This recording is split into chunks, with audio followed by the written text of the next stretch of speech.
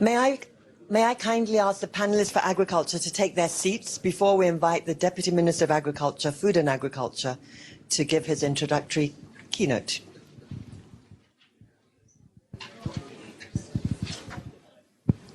This is just to save a little bit of time between the two sessions, the local session and the joint session. The joint session comes first.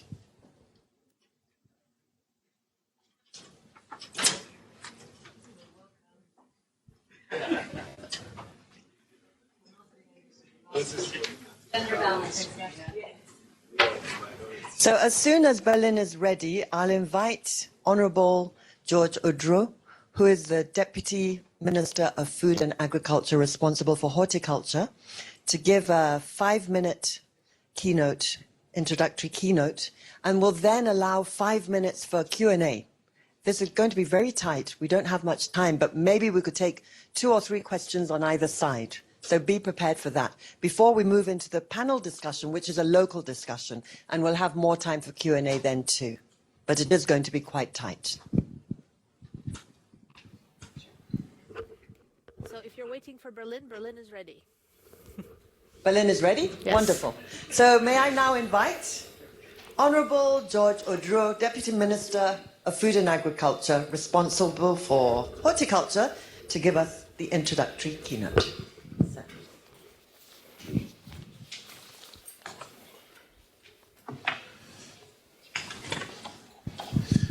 Thank you.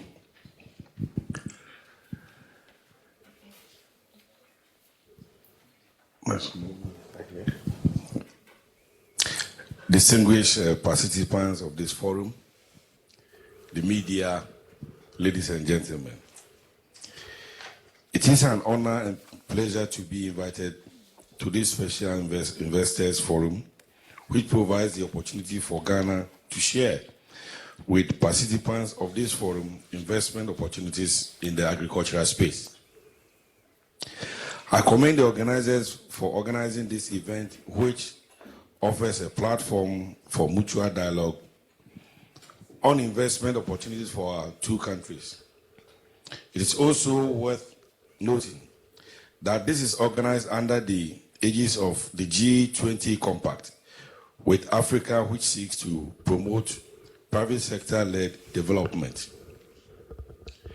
The government of Ghana since 2017, under the Coordinated Program for Social and Economic Development, Policies 2017 to 2024, embarked on an agenda to create sustainable jobs.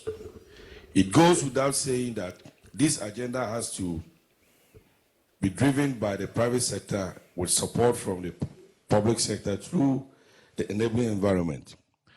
It is in this light that the government designed several interrelated programs in various sectors of the economy, including reformation of the public sector. The agricultural sector is still a key vehicle in the development of the Ghanaian economy. It employs 45% of the workforce and contributes about 18.3% to the gross domestic product. We are happy to report that the sector, which has been growing at an average rate of 3.5% for the past 5 years, has seen a jump to 8.4% of the year 2017. The priorities in the agricultural sector have focused on creating efficient production systems that will open opportunities for increased investment in all aspects of the agricultural value chain. We are doing this through a number of flagship programs. This includes the Planting for Food and Jobs campaign, which focuses on provision of critical inputs, marketing and extension services for selected food commodities. One District, One Factory, which has strong focus on the value addition of agricultural commodities and our joint effort to increase value added for many commodities. One District, One Warehouse, with the aim of increasing storage space for increased production. One Village, One Dye, for increased access to irrigation, planting for export and rural development, for production and processing of selected tree crops for export and income diversification, green village production system for horticulture promotion under greenhouses, railing for food and jobs, yet to be launched next year to promote livestock and poultry. There are other initiatives being pursued to create an enabling environment, such as the Ghana Incentive-Based Risk Sharing Agricultural Lending Scheme for enhancing access to finance by private sector operators in agriculture through loan guarantees and insurance facilities. Improved coordination among various government agencies to provide necessary information and support to potential agribusiness investors. Investment under development cooperation arrangement with development partners to provide infrastructure and other agricultural services. The establishment of a regulatory authority to tree crops such as rubber, oil palm, and cashew. Arrangements to strengthen agribusiness investment promotion and public-private partnership. Promotion of mechanization to reduce drudging in agriculture. Under all these initiatives, the private sector is a fulcrum. For example, under the planting for food and jobs activities such as supply and input of inputs, production, transport logistics, purchasing and marketing, warehousing and processing are all being done by private sector with government facilitating. In pursuit of private sector investment, we have recorded interest by some private sector operators to invest in the production and processing of sugarcane and rice, fertilizer and manufacturing and assembling of agricultural machinery. Existing agribusinesses are taking advantage of the current climate to scale up their activities. In conclusion, the time is ripe to invest in Ghana's agricultural sector, as expressed by previous speakers. The government's commitment to support growth of agribusinesses in particular is unquestionable. Our doors are open to potential investors, and we are ready to dialogue and offer assistance where needed. I would like the panelists to focus on how public sector can be more responsive to the needs of the private sector and how small and medium-scale agribusiness can be supported to grow on a sustainable basis. Thank you. Thank you, Honourable Minister. The Honourable Minister has kindly agreed to take 5 minutes of questions. So should we take some on the Berlin side, 2 on the Berlin side and 2 on this side? Any questions? Berlin, can you hear me okay? Yes, we're just seeing if we have any questions in the room. Good. All right. Yes, there is one. Please introduce yourself. Can somebody give the gentleman a microphone?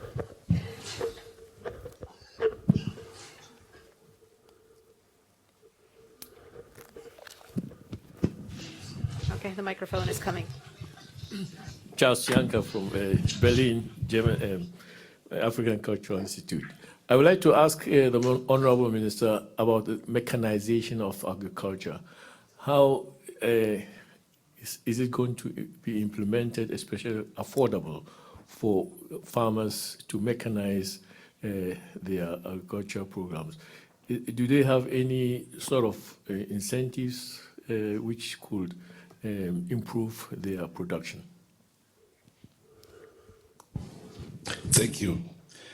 The government is importing some agricultural machinery, including tractors from Brazil and the Czech Republic. We are going to establish agricultural mechanization centers across the country to be rendering services to the farmers at the rate which is going to be supervised by the government, the ministry.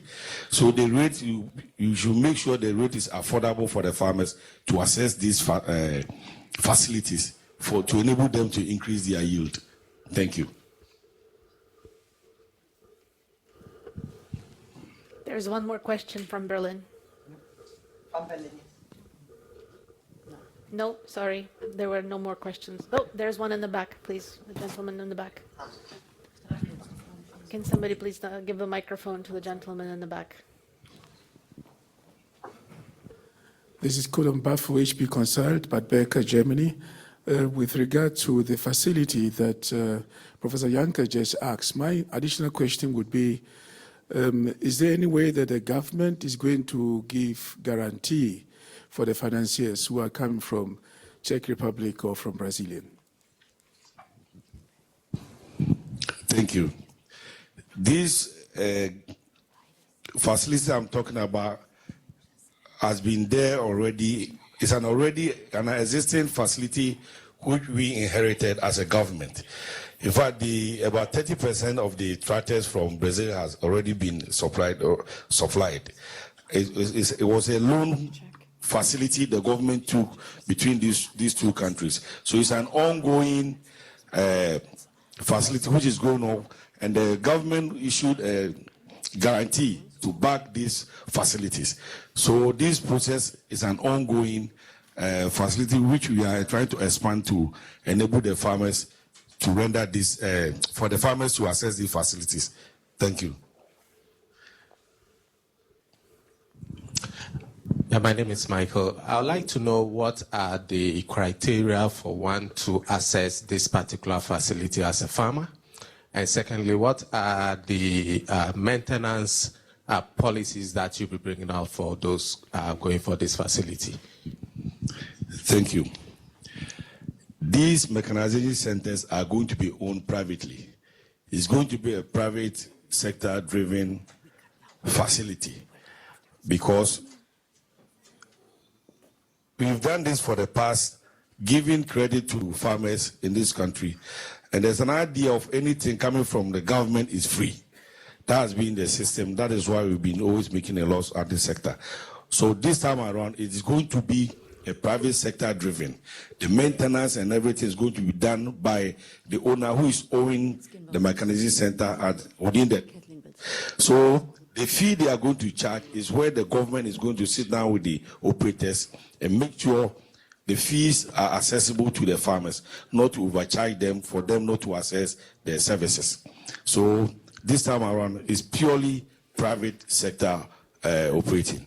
Thank you.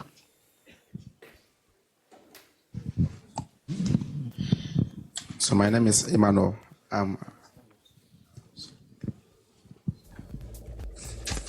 Hello, my name is Emmanuel, and I have just two questions. My first question has to do with the value chain, along the value chain when it comes to agro-processing. Are we considering mechanisms or structures for processing of the products we are going to produce? Or we are just going, as the minister said earlier, send back the raw materials and then we expect finished products, or we are going to factor in the processing along the value chain? And my second question is, if we have a lot of this partnership ongoing, how are we sure that it's not going to cramp up the subsistence or the petty farmers that are trying to catch up with the market? Are we going to have ways that these micro farms can also compete evenly when these multinationals come in? Thank you. Let me start with your first question. The agro-processing.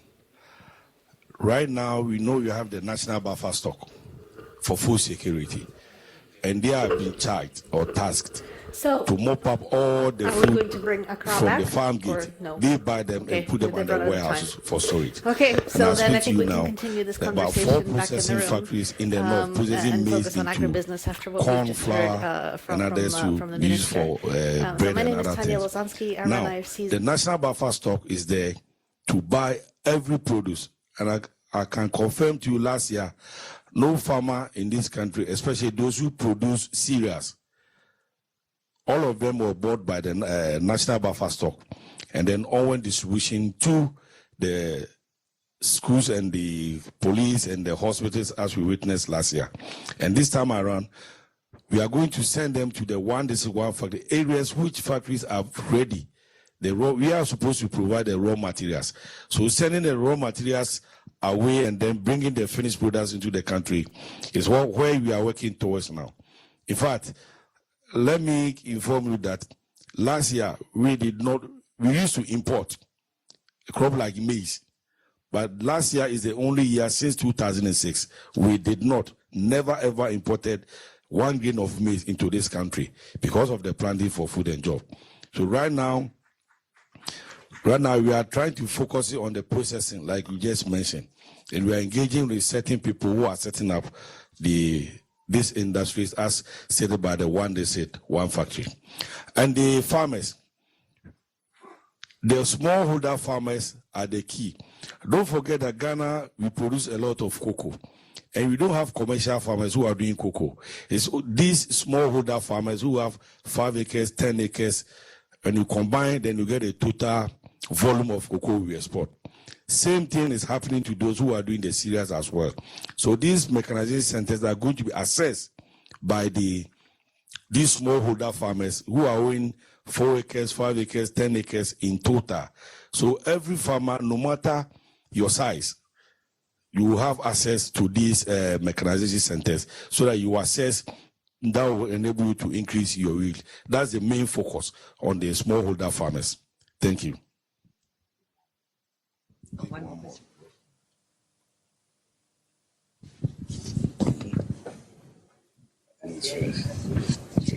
Thank you very much, Honourable Minister. Thank you for taking the time out of your busy day. We now move into the local session on agriculture, and I would like to invite Dr. Yao Ansu, who is the Senior Advisor to the Minister of Finance here in Ghana, to introduce your panel. Dr. Ansu, we now have 20. It would be good if you could leave about 5 minutes at the end for Q&A. So I'll prompt you when we're 10 minutes from the end. This session will end at 12:30, so you have 25 minutes.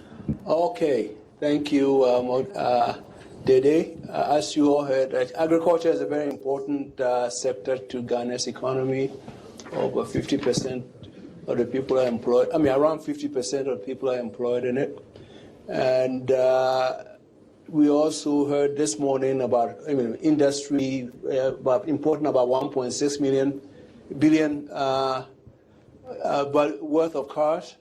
We import close to $2 billion worth of food, which we could be growing here. So there's a lot of opportunity, both for other farms and in processing. And also, if we really industrialization is really going to go forward, having enough food to bring the cost of living down is the one that's going to help us basically leverage on our labor abundance to really have labor intensive manufacturing here. So agriculture is very key, not only in producing food, but also for our industrialization strategy.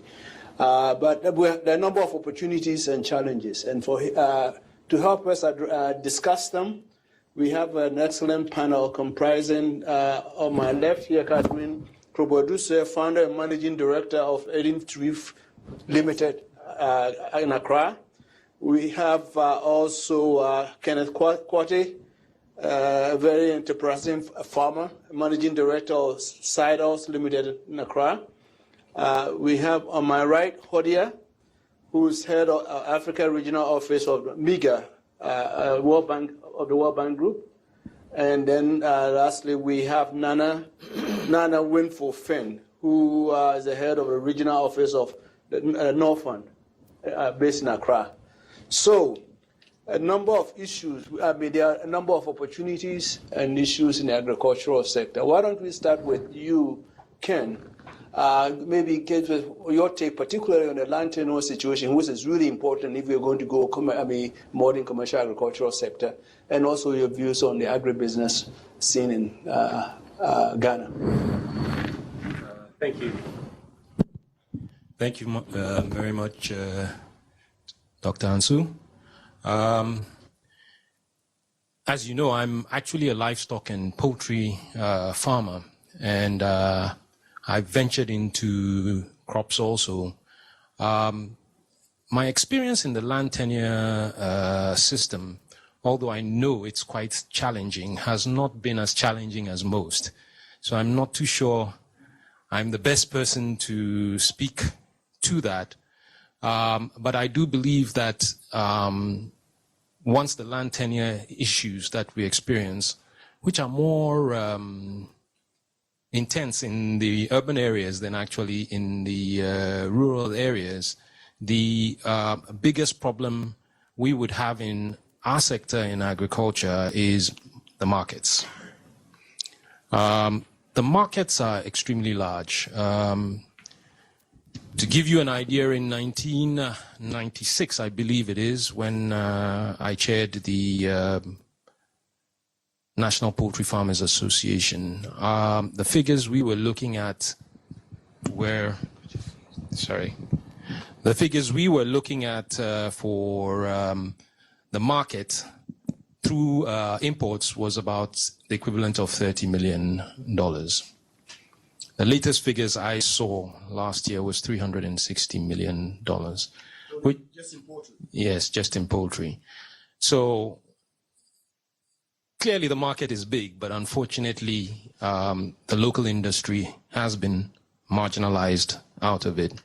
I believe the local industry is probably producing less than 5% of the market at the moment. Nevertheless, it's still an opportunity. It gives an indication of what the potential for the Ghanaian market is. And the question is, how do we take back the market, so to speak? Because up until 1996, we essentially were growing at a rate that was enough to provide the demands for the market.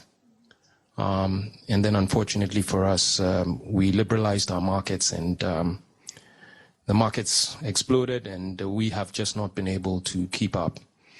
For me, the critical thing, once we handle the markets, is the huge investments needed in the market to actually engender production here. Most NGOs and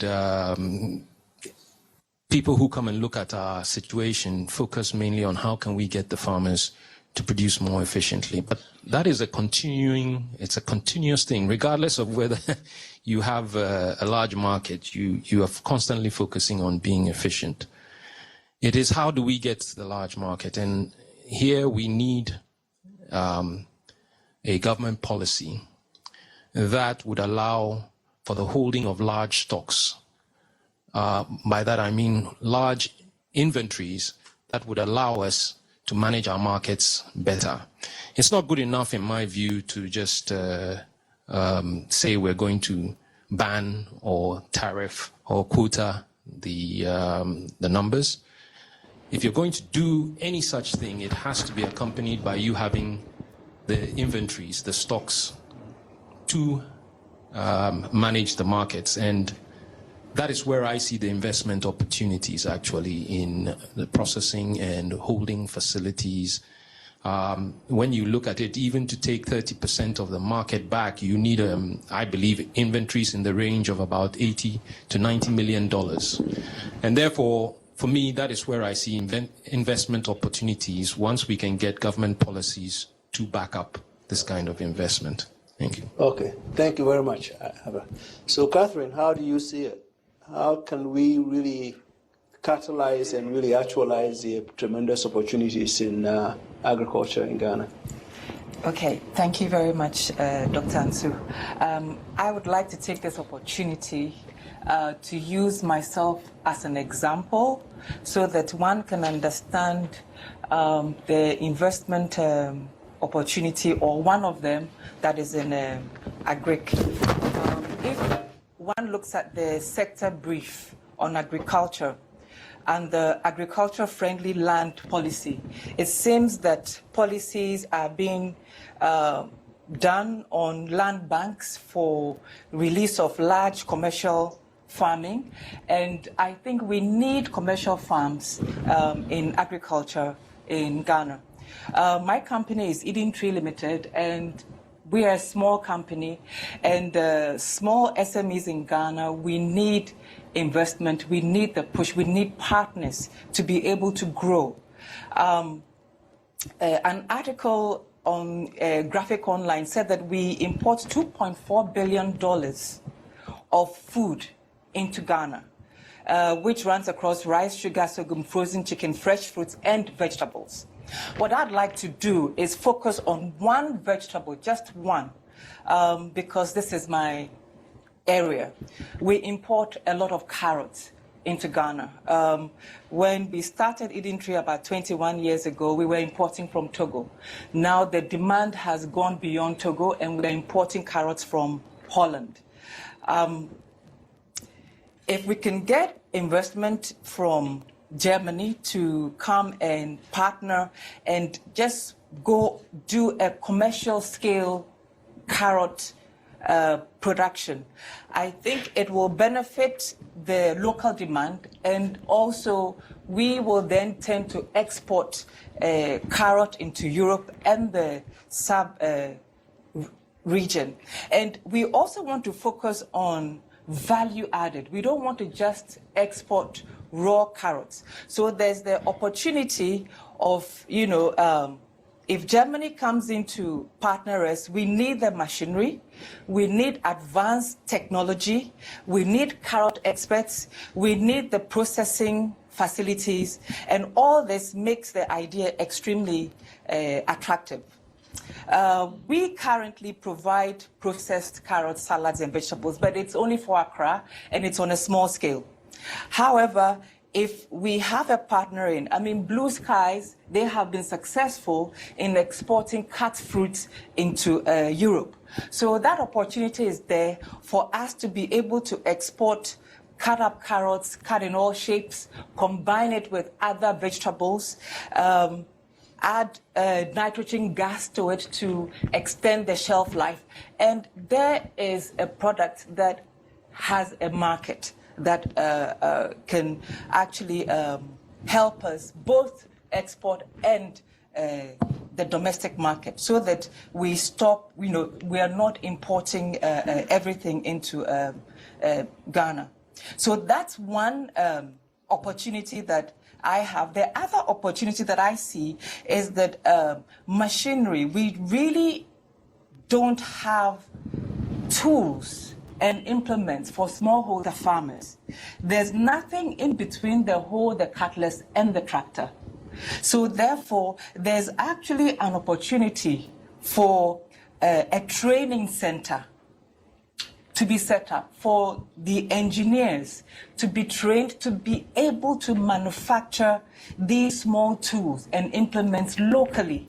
We cannot forever be importing machinery and tools, indefinitely. We need to start producing them here. So again, this is an opportunity for an investor to invest in a center that will train our engineers on producing small tools. Thank you. That's fascinating. And in fact, I do see a synergy between what you're saying here in terms of tools and what our colleague from Swami Magazine was talking about the fabrication shop that they've set up. So maybe there's a win-win situation where we can look at it both in agriculture and the industrial side. Now, Hoda, I know you guys are from the World Bank. You hover around the world and you look at all kinds of interesting opportunities and best practices going around. So what do you have to say for us? What are the opportunities in Ghana, and how should we grab them, and how should German investors get a piece of the action? Sure. So Catherine's remarks reminded me of this model of trying to bring in a partner, whether it's a technical partner or a financial partner, typically from overseas, to come in and match with a local partner and build up a business. And I have a couple of examples where MIGA, so MIGA is the arm of the World Bank Group that actually our goal is to attract foreign direct investment into our member countries. So that is our pure reason for being. And the way that we do it is essentially to provide guarantees to those foreign investors for political risks. So basically, we create a scenario whereby, You have a local partner, you have a foreign partner. The foreign partner comes in to bring in investment, and they're able to look at the investment on purely commercial terms because we essentially strip out the political risk element. So the risk that they're not going to be able to take out foreign currency, the risk that there's going to be political violence that's going to interrupt the project, the risk that the government will interfere and impose regulations. We strip all of that out by providing insurance against those risks and enable it to be a purely commercial transaction. So just to give a couple of examples where we've done this throughout Africa, in Sierra Leone, we are supporting a venture with Dole Asia, which is owned by Itochu of Japan, a $40 million investment into a pineapple, a tropical fruit processing plant, whereby this plant will cultivate, harvest, and process pineapples, mango, and passion fruit. Okay, so we talk about value chain. The gentleman asked about it. This is not just cultivating the fruit, but also a cannery, which will create juice, which will process canned fruit, which will process frozen fruit, and be able to export it.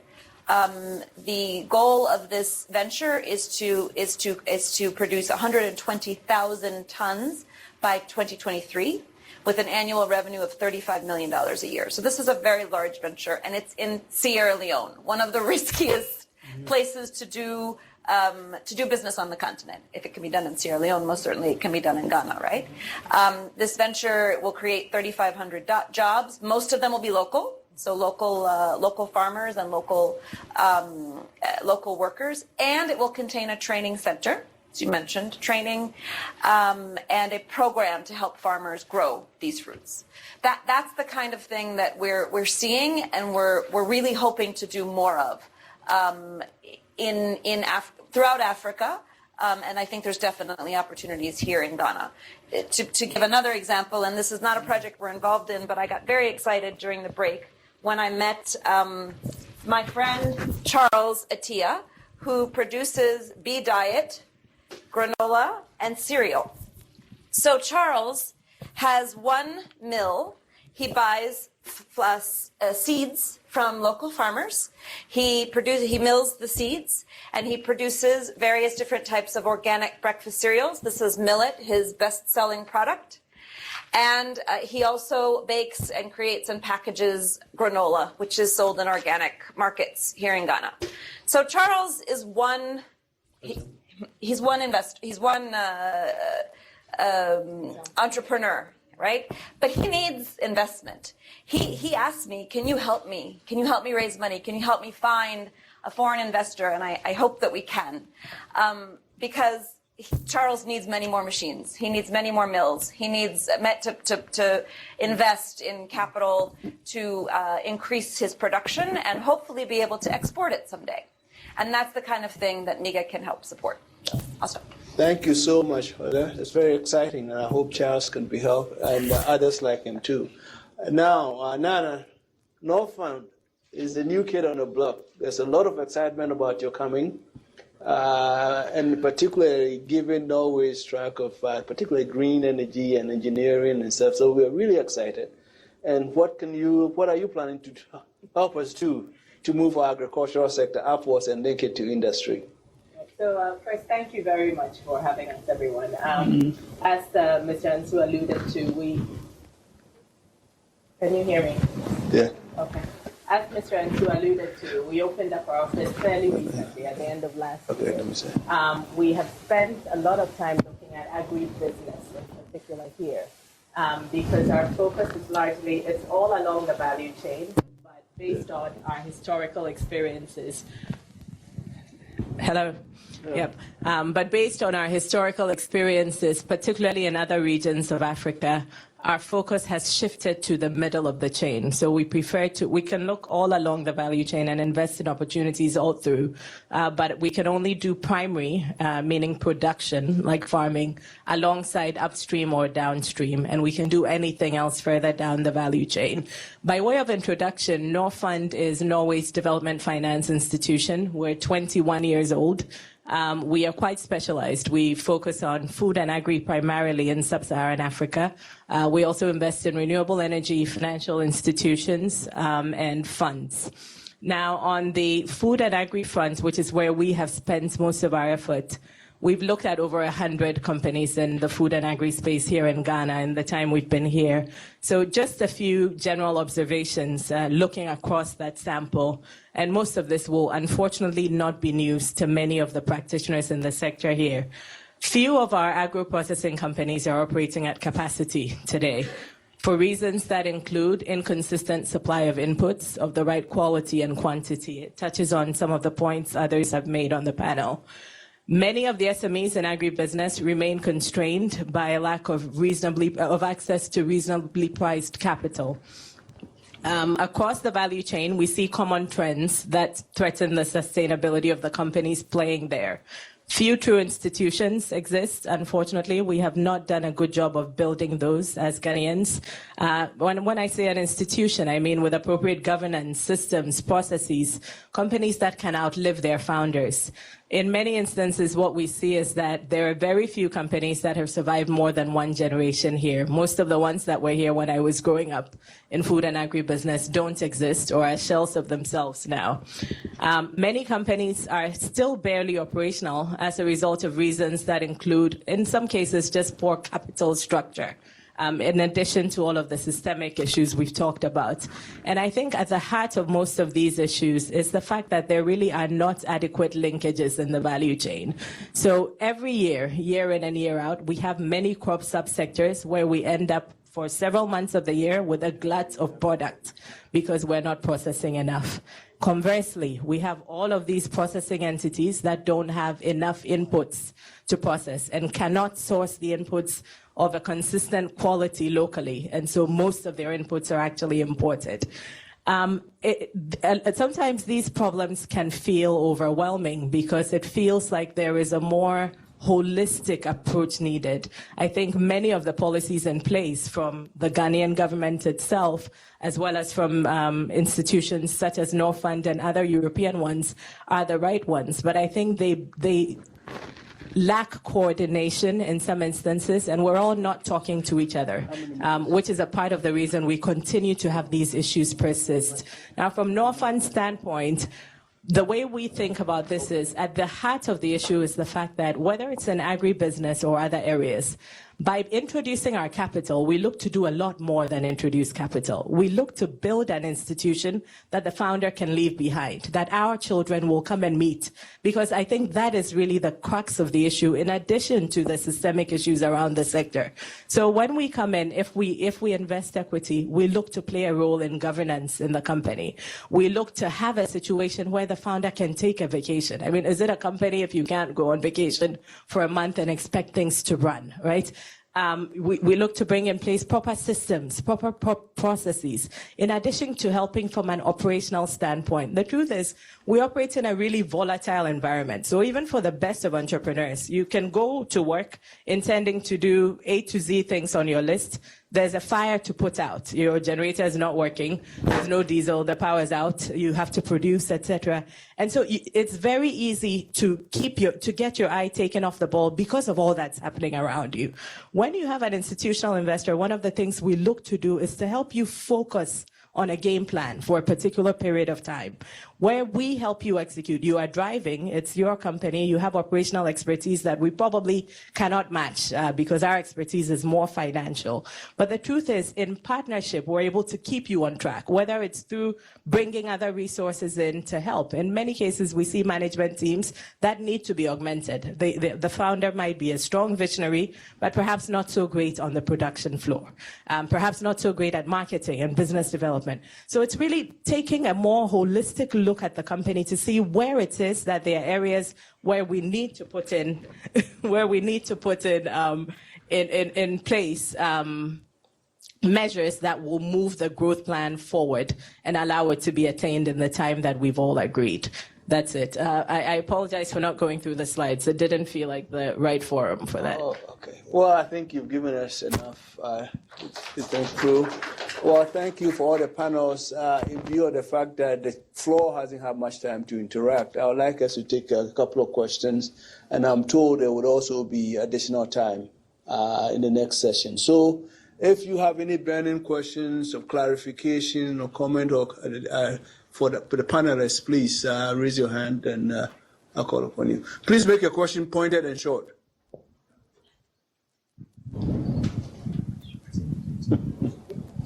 Thank you. Yeah, my name is Emmanuel, Cocoa Project, Ghana. My question is that we all know that most farmers in Ghana are smallholder farmers or in Africa. And then we have a lot of investment companies. I've been to a lot of conferences, I met a lot of companies, but they fund projects which are in the millions. To the Ghanaian farmer or the African farmer, it's just not realistic. So as having an office in Ghana, how do you actually directly work with the smallholder farmers? Thank you. Okay, we'll take another one, if there is any. Hello, so this is for the second speaker, Catherine. For the production, do you foresee possibilities of the introduction of genetically modified foods to enhance production as means of investment? GMO. Okay. Nana, could you? I think it's a very fair question. In our history, we've done a lot of investing in production or in farming. What we have found is that, much like other investors have found, we have not been so good at managing the risk around farming only. So as investors who need to protect the capital in order to have capital to reinvest, we've made the strategic decision to focus not exclusively on enterprises that do farming, because we have had to admit perhaps we're not as good as at managing the risks around those as we would like. However, if we have a processing opportunity, a processing company looking to backward integrate into farming, we will happily invest. If we have a farming entity looking to forward integrate into processing, we will happily invest, of course, assuming everything else works with the investment opportunity.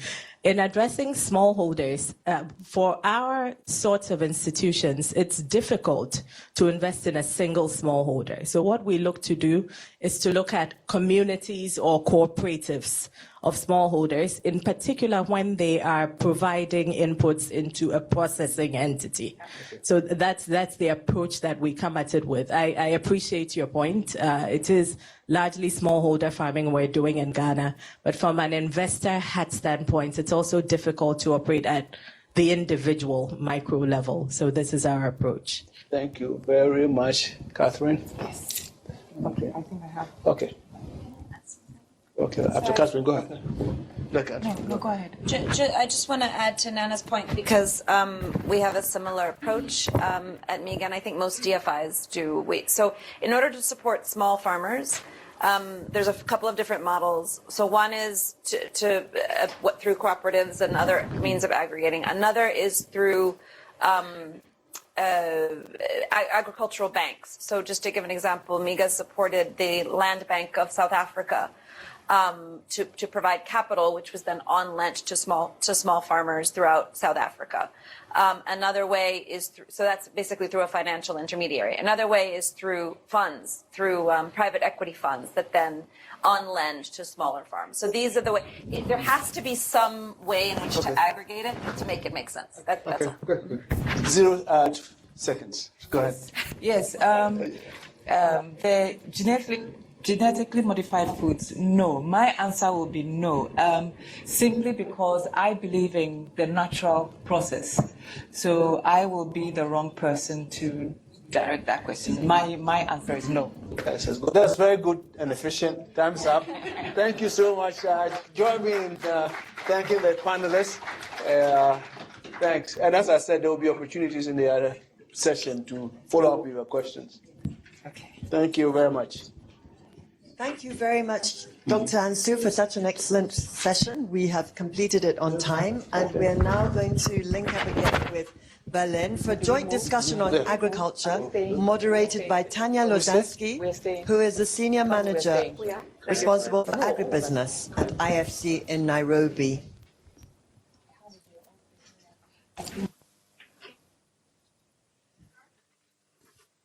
Yes. Yes, yes. Welcome back to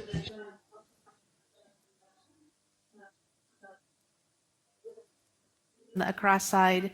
We have Catherine Krobo-Eduse, who is the founder and managing director of Eden Tree Limited. We also have Kenneth Corty, who is the managing director of Sidals Limited, a poultry company. And then here with me on stage, we have Hans Thomas Kessler, who's a partner in Herbert Smith and Freehills. We have Hans-Peter Landkees, who's the Vice President in IFC for Economics and Private Sector Development.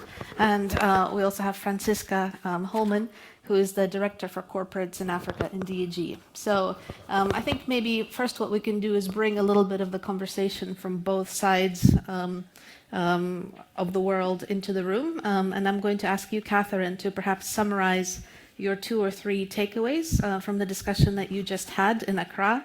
And maybe recognizing that you are yourself already running a successful business in the horticulture sector in Ghana, if you wanted to add any additional perspectives of your wish list for what could Ghana do to really grow successfully into a regional agribusiness hub for Africa. Catherine. My takeaway mainly is that it is important that we add value to agribusiness, which means that we need to increase processing and not export our raw produce indefinitely. So there are opportunities here in Ghana with small-scale industries that need investments. And if we can come together, we need partners who are in the same industry, who will bring their expertise to join force with us so that we can actually come together and then succeed. For example, earlier on, I used a company which is Blue Skies. They have been successful at exporting cut fruits. They've added value to the fruits, and they've been exporting to Europe for some time now. And I think we need more industries like that so that the agribusiness can move forward rather than just export our raw produce. Thank you very much, Catherine. Kenneth, would you like to add something? You're also running a successful business in Ghana, so would you like to add anything from your side? Well, I think, sorry. I think it's quite obvious that in many of the industries in the agricultural sector, we're always looking at the challenge of small-scale operators. I am one who doesn't believe you necessarily need to turn them all into large-scale producers to provide the raw materials that are needed. I think the problem is more to do with aggregation, which is that the farmers are small scale, but they're also so spread out, doing different. You go into, for example, you go into the north, and you have a farmer who's producing corn right next to a farmer who's producing groundnuts, and then the next farmer who's producing groundnuts, if that's what you want, is miles away. So when people go into aggregation, they have a massive transport problem getting the volumes you need for the scale to go into agro-processing. I think eventually they will become large-scale commercial farmers, but I don't think that it's necessary to turn them all into large-scale commercial farmers to get the volumes you need for the agro-processing industry immediately. We can grow the small-scale farmers into those large-scale farmers in an organic manner. And so I suppose the focus for me, I think the investment opportunities in Ghana are still in the agro-processing sector, because if we get the agro-processing sector going, they are the ones who are going to drive the scaling up of the production that we try to foster here in Ghana. Thank you, Catherine. Thank you, Kenneth, for summarizing some of the discussions you had in Accra. I think the discussion here was very similar. We also focused on processing. Everybody agrees that Ghana has a lot of potential to become the regional agribusiness hub, not just only for itself, but for West Africa, and to continue to grow its export business. But from the point of view of the German side, some of the things that were flagged here included improved access to energy, both for the smallholder farmers, many of whom are off-grid, but also to build the agri-processing sector, we need to bring prices of energy down in order for that sector to be competitive. We also focused on additional instruments for insurance and risk mitigation, whether it's political risk or business risk. And we also talked about how some of the German expertise, especially, the minister mentioned mechanization, could really fit quite well in terms of the development and improvement of productivity in Ghana's sector. So that's just to give you a flavor of the conversation that we had here. But I'd like to now turn to Hans-Peter. Hans-Peter, under your leadership, IFC recently completed a deep dive strategically into the agribusiness sector in Ghana. Maybe you can summarize a few takeaways from that exercise. Thank you, Tanya, and really thanks for having me here. I'm going to do a little publicity for these country private sector diagnostics, which we have been producing, which is what Tanya is referring to. We're doing this now also under the umbrella of the Compact with Africa.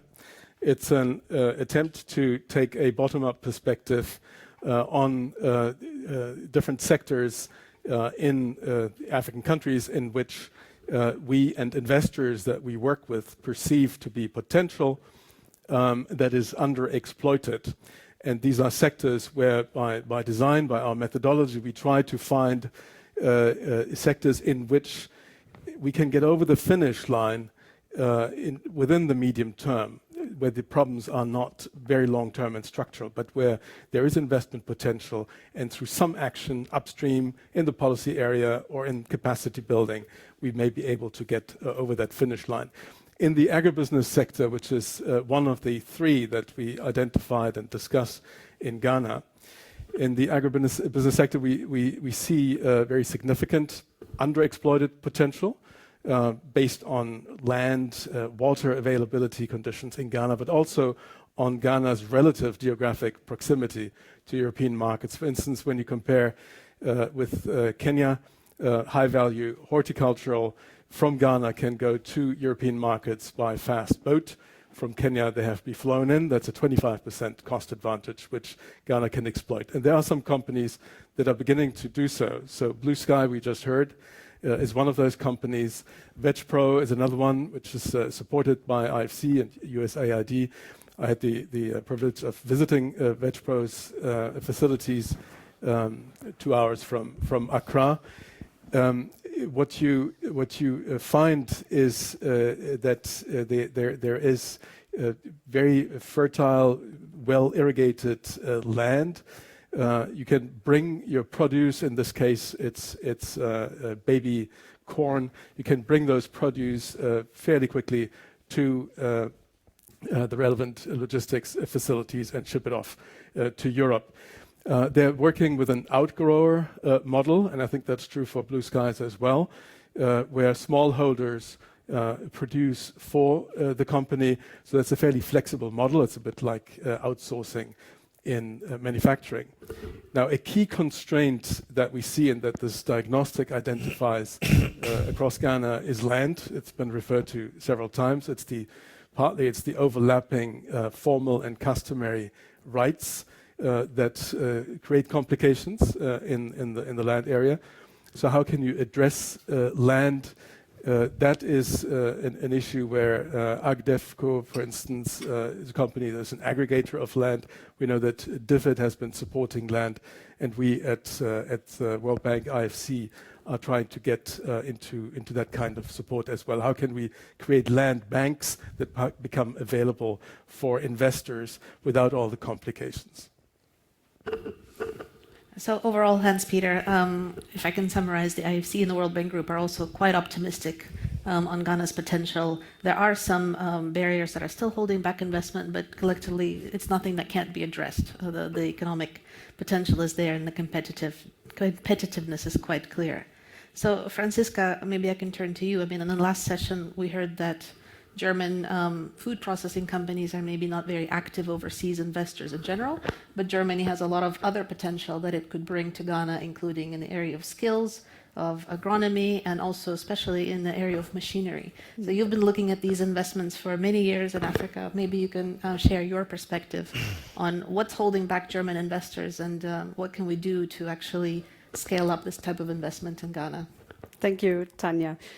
Well, it's difficult at this moment in time not to repeat what already has been said in this morning. So all aspects are really relevant. We heard about the large German companies, the DAX companies, which are active, and the financing instruments, risk-sharing instruments. Dr. Liebing said we need more of this. I think there's a lot available in MIGA, India, in long-term financing provided by KfW, by DEG, by IFC. So I think that is should not be a bottleneck. In terms of, with respect to the so-called German Mittelstand, represented today by Mr. Bude from Drechselmeier, I think there it's worth it to spend some words on, what is the philosophy and what is the culture of German Mittelstand, and why don't they invest so easily abroad? I mean, we have heard about why Germany's economy is running very well. But one aspect hasn't mentioned yet, and these are the cultural differences. I mean, we hear also from our African companies who are our clients, DEG's clients, that they complain about finding the right partners, that it's difficult to team up with German companies. They're so demanding. They have very high and strict requirements, and every decision takes a long time. But I would like to make a little bit of advertisement and try to improve the understanding, the mutual understanding for the different culture, because German companies. And maybe it's a bit German culture. We analyze thoroughly, we analyze the risks and the chances. And once we take a decision, it might take some time, but then we are looking for long-term partner, long-term view, long-term investment. And once we took a decision, or German companies took a decision, they don't change it so easily. So there is a chance to find a very good and long-term partnership between Ghana and between Ghana and Germany. And from the German side, the German companies should change their perspective from only analyzing the risks into also seeing the chances of dealing with a young population, with a very innovative country, with the chances of maybe being a little bit behind the technology. It's like moving from mobile phone or from no phone at all to mobile phone.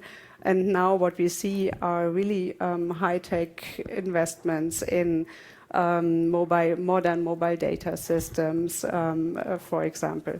So I think there are many, many chances in the technology sector for German Ghanaian cooperation.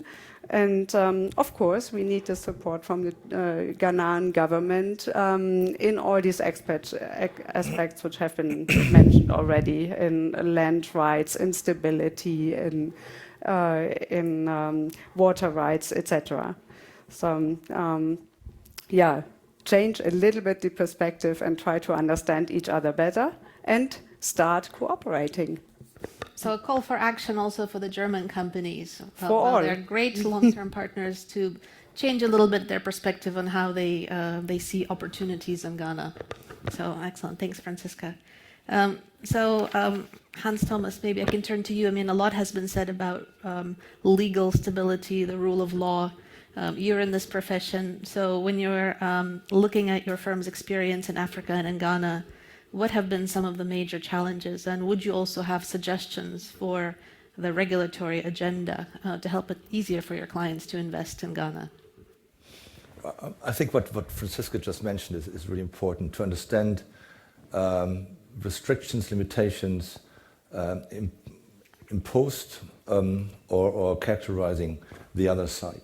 If you look at European investors, whether that is Mittelstand and medium-sized companies or institutional capital, Mittelstand is of course influenced by experience, by cultural background, by probably conservative, careful consideration of business opportunities, which is on the one hand sometimes burdensome, on the other hand probably an advantage and a quality of German investors.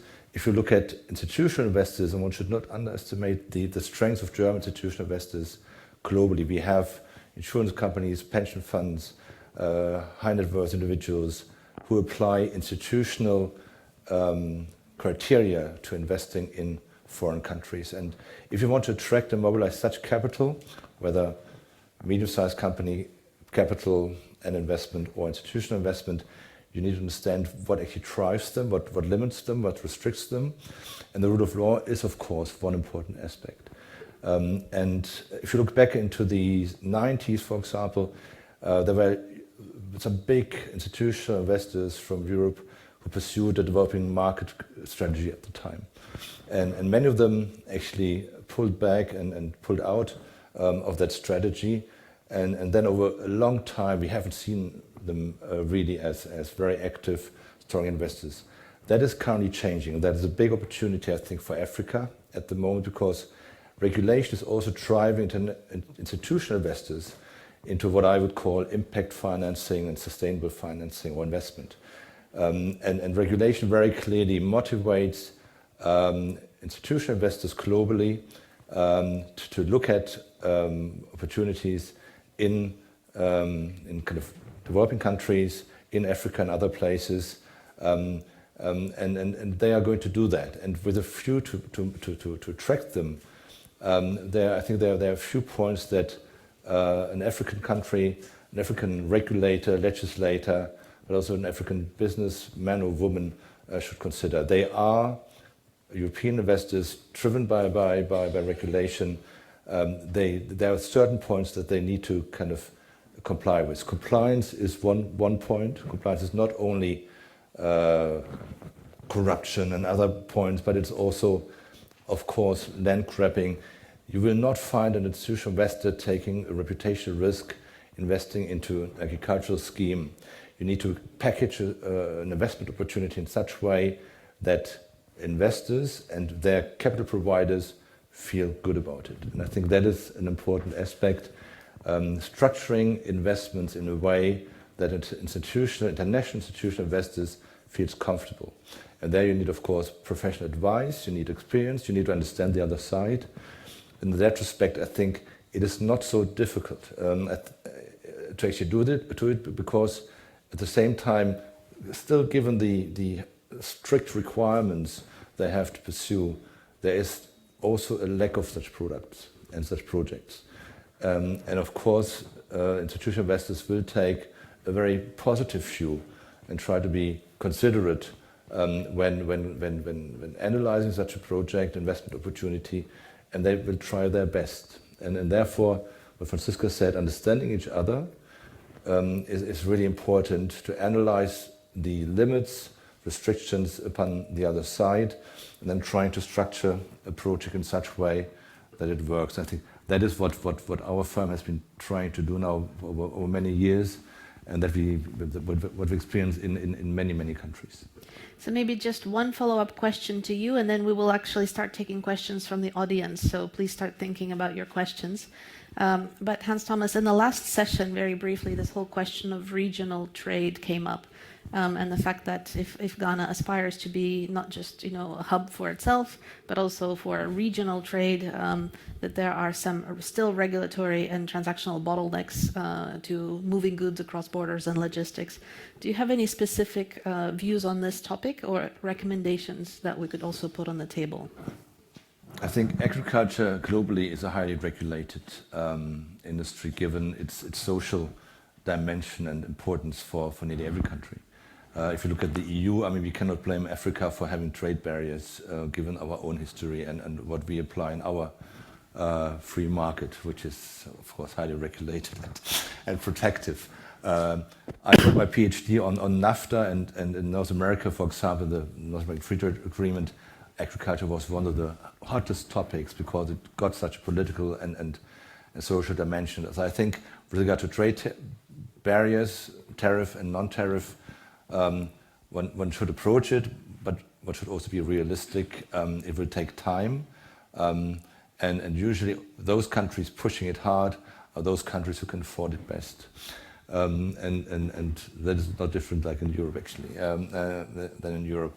I think it will take time, and one should not be kind of overly optimistic about kind of quick results there. It is an ongoing theme which will need constant attention by politicians and administrators, but that is not the quick solution. That's very clear, in my view. Not a quick solution, but clearly one that needs to be put on the table. Every day.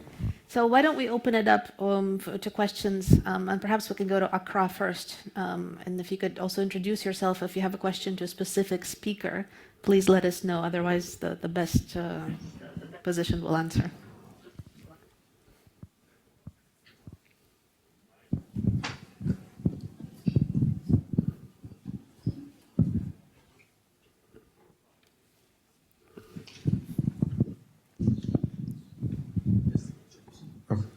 So I'm Emmanuel, and I want to ask a question. With regards to the understanding each other's needs and coming to a consensus, in your opinion, do you think that, which of the two do you think would have to make the first move? Is it the investor coming in or the Ghanaian moving out? Which of these two parties is supposed to make the first move? And the second question will have to do with the climate change issues in Africa in recent times.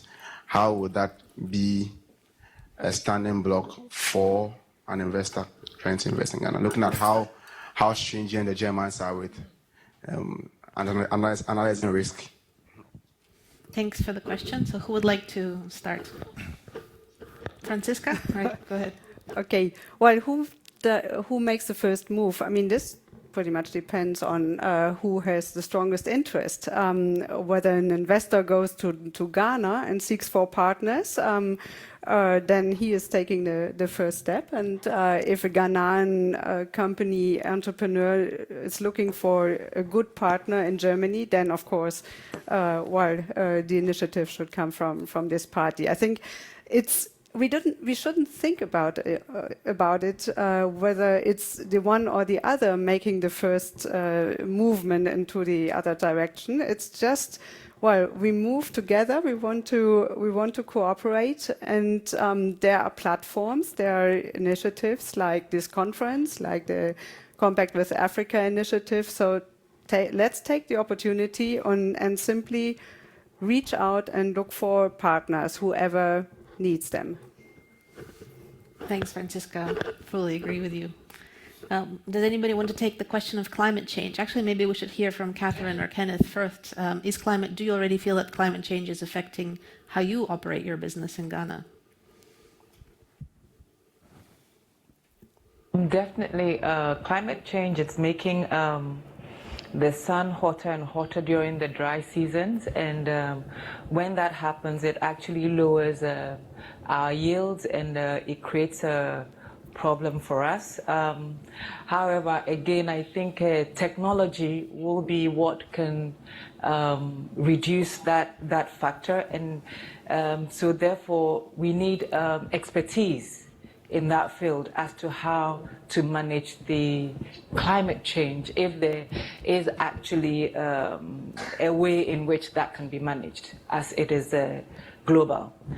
When it comes to, I'd also like to add on, for the German investors to not be so comfortable regarding regulations and their risks. I think our government has recognized the fact that processing is the way to go. So maybe it is time that they take a second look at Ghana, because even our cocoa, it's like we are now realizing that we need to start producing the chocolates here rather than just be sending the cocoa beans out for their chocolates to be done. So the government, they're coming together, they're creating land banks, they are creating opportunities that will make it easier for investors to come in. So I think they should take a second look. Thanks, Catherine. Kenneth, would you like to add?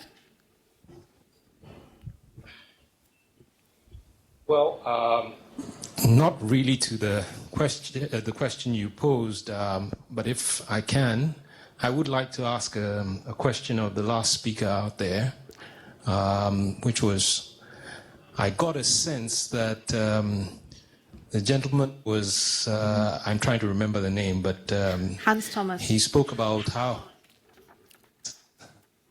yes, I got a sense that he spoke to an issue which we've been grappling with for several years about regulations in agriculture and free trade.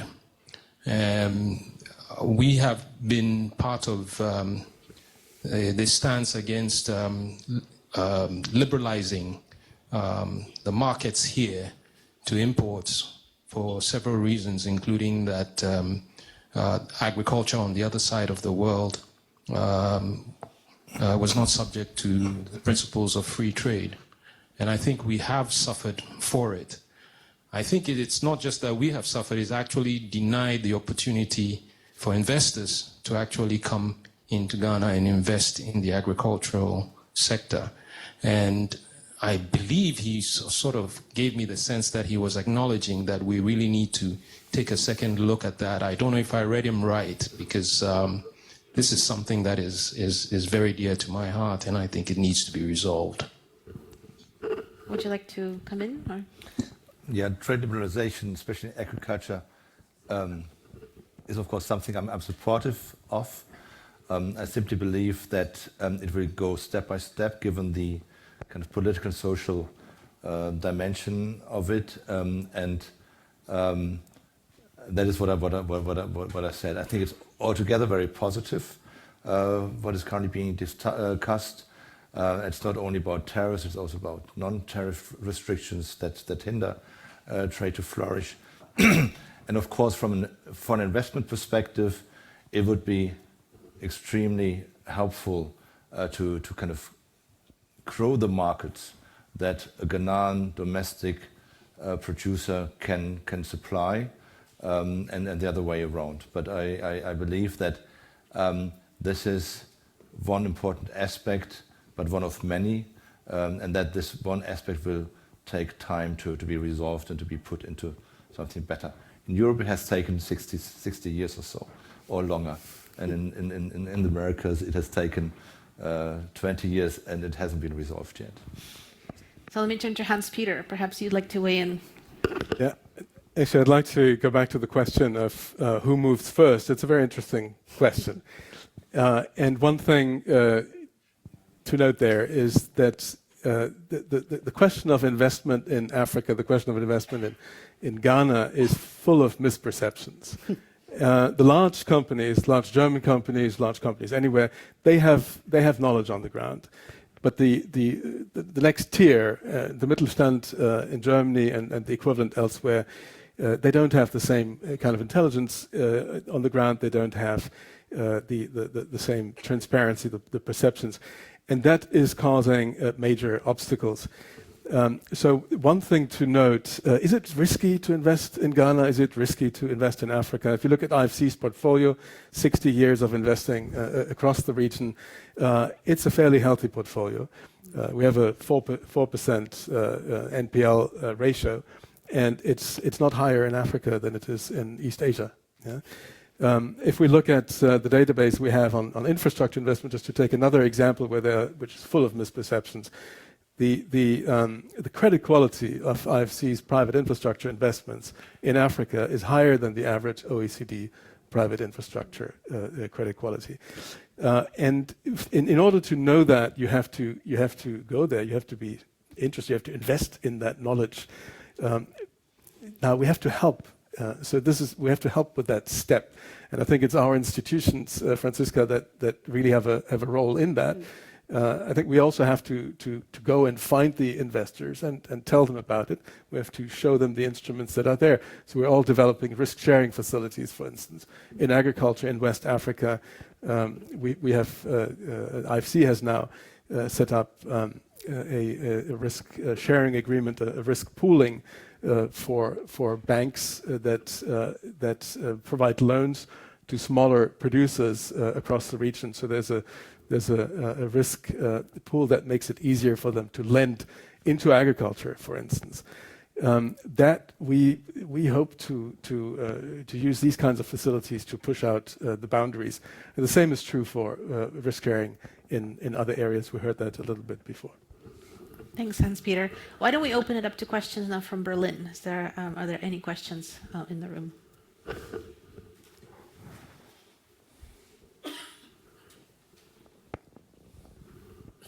Charles Janka. I think the German food industry should play a very important role so far as training of the farmers in Ghana are concerned. The infrastructure might be very, very low, and they have the senior expert service, the German industry, which is based in Bonn, which usually go to many developing countries to transfer their expertise and know-how. How does this play a role in this German Ghana Food Agricultural Cooperation? Should I?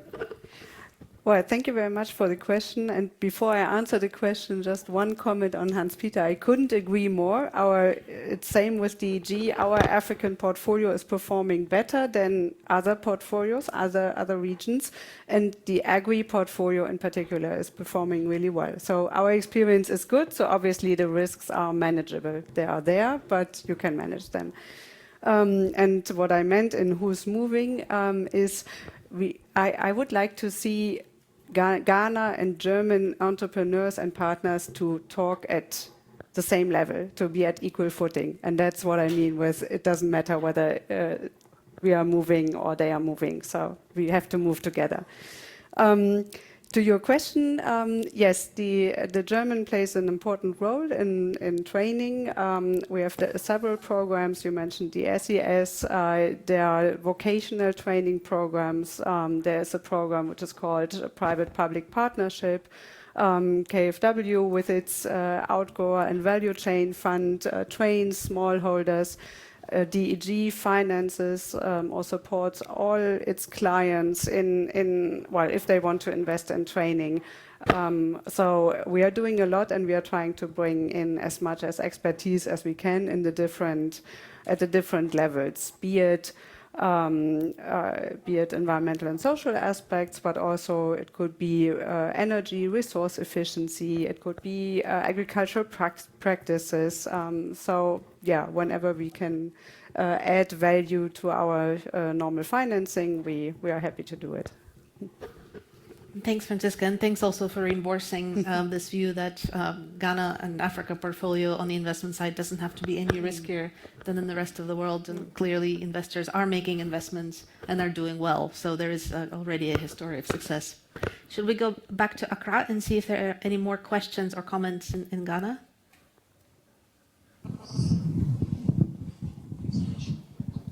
Okay, I'm Kofi Fosu from Kanuri Export Ventures.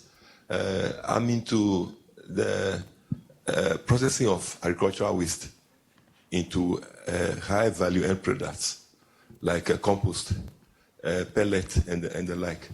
And this process helps to mitigate climate change. And from what I've read on the internet, Germany has led the way in this industry.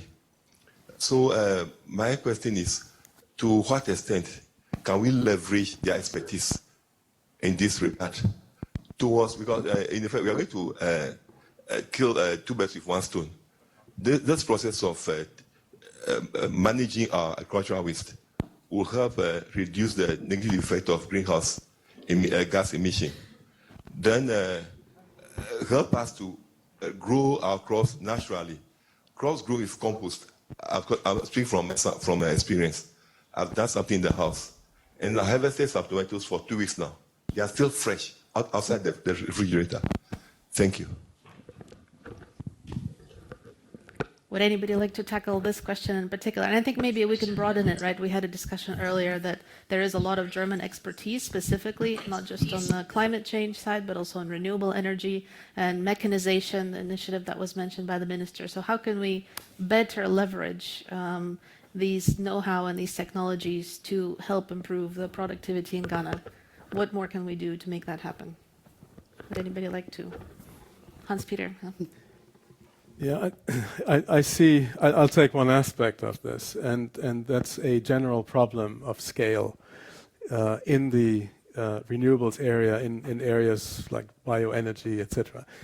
Most of the projects that I see that get presented to IFC are relatively small, and in sort of local markets.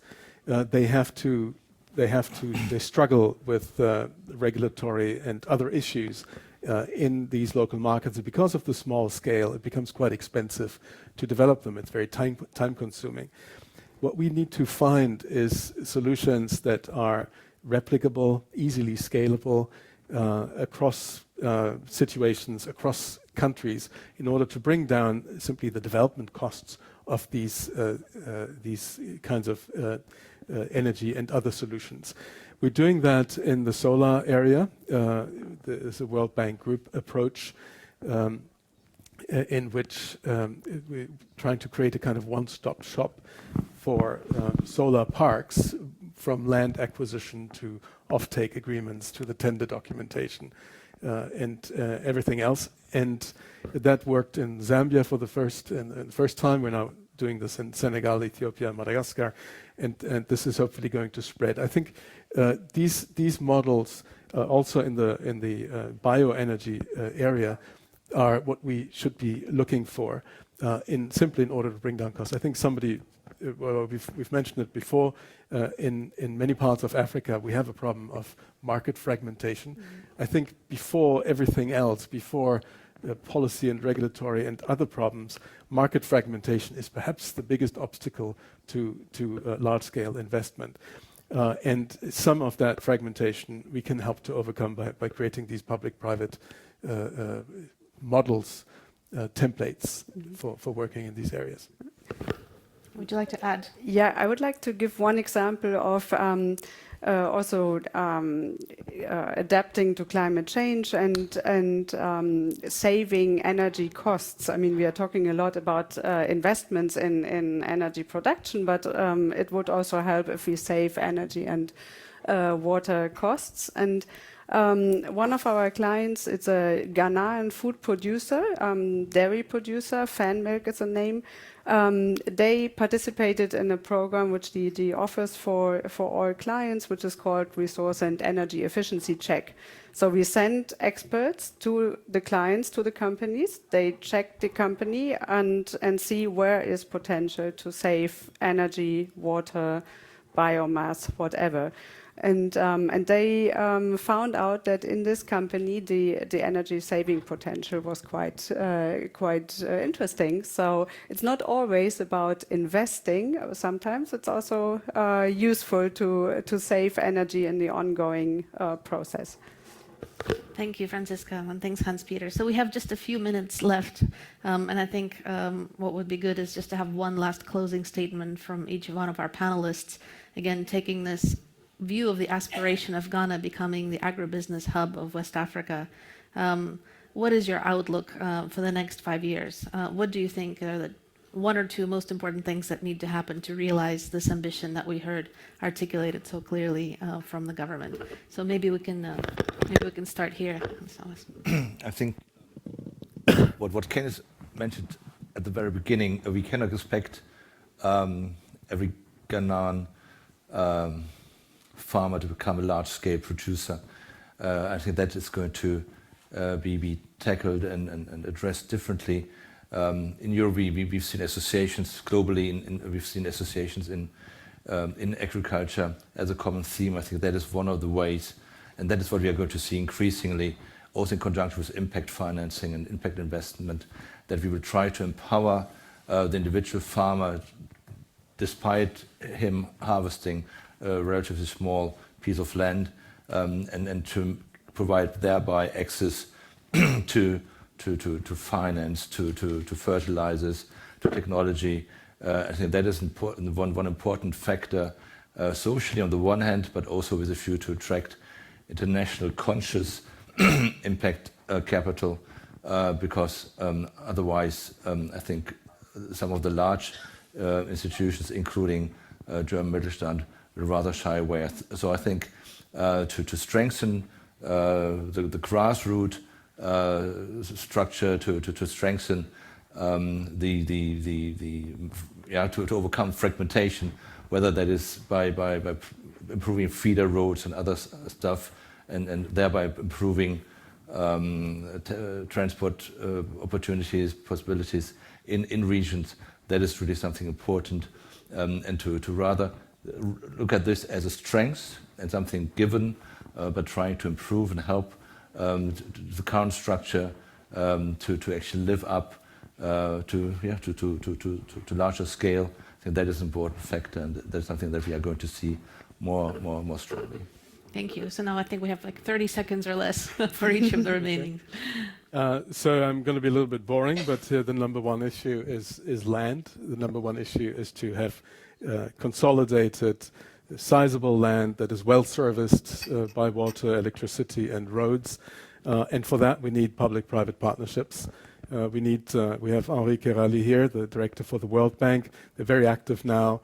We've had others in Ghana working on this question. Let's make a push on the land question. Yeah, very much agree. So, Franziska?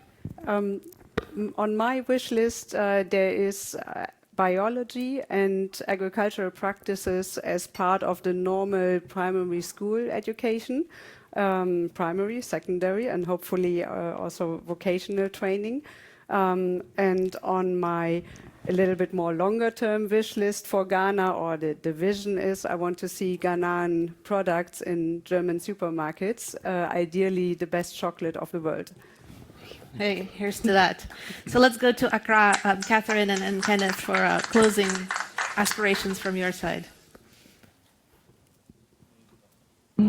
I'd like to say my wish list is that small-scale companies in Ghana will scale up, will grow, so that we can also have partners with the companies in Germany, so that our machinery, because to be able to move forward, we need to fix all these issues where our technology, our machinery, is up to date, and then we have a healthy trade between us. My wish list also is that the governments on the sub-Saharan continent will be able to fix the trade barriers so that we can, because there's also a huge market in Africa, but because of the trade barriers, we're also not able to tap into those opportunities. But give and take, I think the future looks good. And as you said, your African portfolio is doing well. So I don't know about Ken, but my company is available for talking to a partner in the industry to be able to help us grow. That's my wish list.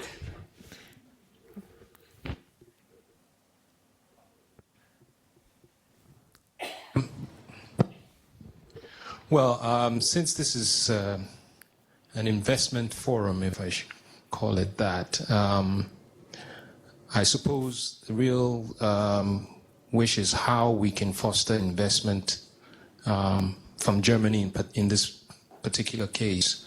I've had experiences with foreign investment, and I've been in the discussions with several potential foreign investments. My experience has been that most of this is institutional foreign investment. And my greatest concern is that generally foreign investment is a little too impatient for agribusiness here.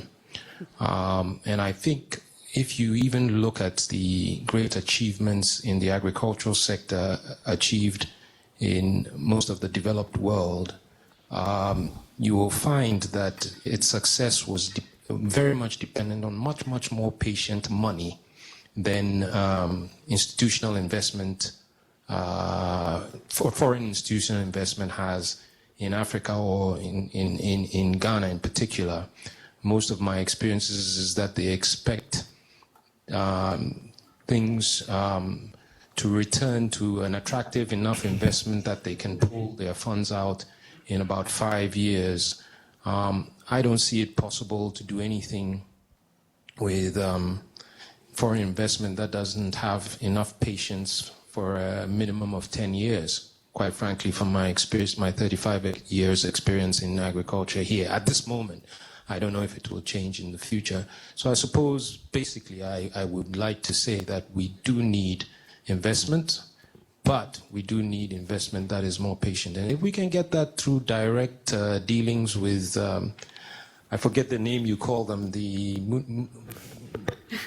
mutations, rather than institutional, sorry? Rather than the institutional investments, I look forward to that. Thank you. Thank you, Catherine. Thank you, Ken. And you two are also shining examples of successful businesses in Ghana that are making it. So please join me in thanking all of the panelists, both in Accra and in Berlin, for a really interesting discussion with lots of very practical recommendations for both sides, for the German side as well as for the Ghanaian side, which I hope we can summarize as one of the outcomes of this forum. Thank you very much.